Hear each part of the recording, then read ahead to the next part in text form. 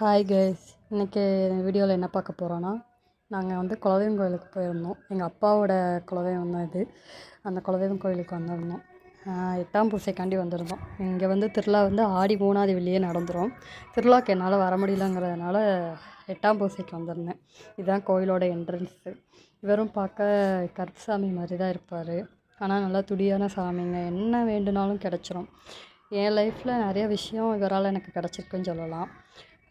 வெளியில் வந்து குதிரை மேலே இருப்பார். உள்ளே வந்து சிலையாக வச்சுருப்பாங்க. கோயில் பூசை ஆரம்பிக்கிறதுக்கு கொஞ்சம் லேட்டானதுனால சுற்றி கோயிலை கும்பிட்டு கொஞ்சம் நேரம் உட்காந்துருந்தோம். ஆளுங்கள்லாம் வந்ததுக்கப்புறம் தான் பூசை வைப்பாங்க. அப்புறம் எல்லோரும் வந்து முடிச்சதும் பூசை வைக்க ஆரம்பிச்சிட்டாங்க. பார்க்க எப்படி இருக்காருன்னு பார்த்தீங்களா? இப்படி தான் இருப்பார்.